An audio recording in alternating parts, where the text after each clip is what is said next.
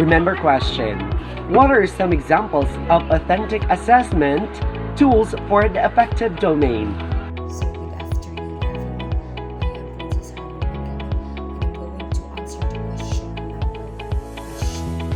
So the answer for this questions are some examples of authentic assessment tools for the affective domain include self-assessment rubrics, observational checklist, reflective journals, peer and self-assessments or self-evaluations, interviews, portfolios, skills and surveys, narrative assessments, group discussions, role plays, and more.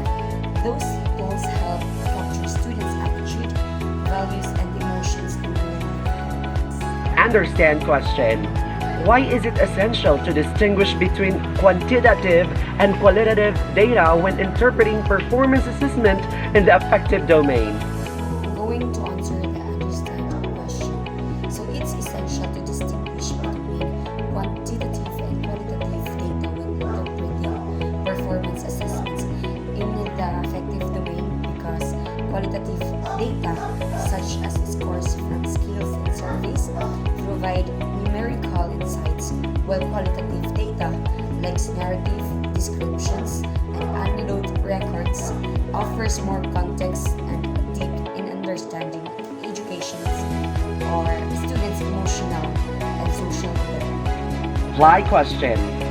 How would you compare data from different sources such as self-assessments, peer assessments, and teacher observations to identify patterns and trends in affective development? And for the question, to compute data from different sources in effective domain assessment, one should analyze and identify consistency or disparities in the information provided by self-assessment, peer evaluation, and teachers' observation. This help in identifying patterns and trends in students' effective development, contributing for comprehensive understanding for their progress. Analyze question. What steps would you take to identify areas of strength and growth in students' affective competencies based on assessment data? So for the next question, the analyze question. So to identify the strength and growth in students' effective competencies based on data assessment, one should systematically analyze the data and look for consistent improvements or domains rated strength and specific areas. This analysis helps pinpoint where students excel and where they can save as role models for others. Evaluate question. How can the interpretation of performance assessment data in the affective domain be used to inform instructional advancements and support students' affective development? So the next one is the evaluate question.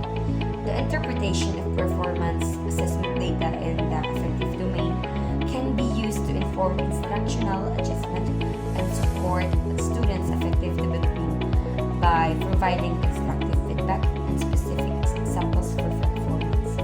Based on those insights, instructors can modify teaching methods, create target interventions, and set goals for improvement, ultimately prospecting students' emotional intelligence and social skills. Create question. What strategies would you recommend for setting SMART goals with students to guide their improvement in the affective domain based on assessment data? The last one is the create question.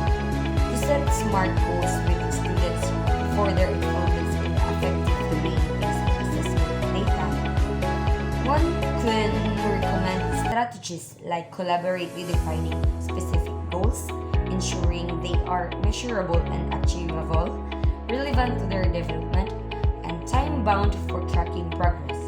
This approach helps students take ownership for their effective growth and work towards well-defined objectives. That would be all for my questions. Sir, I hope that you understand that I don't have a partner because some of my classmates have their partners already, and I am the one who was not able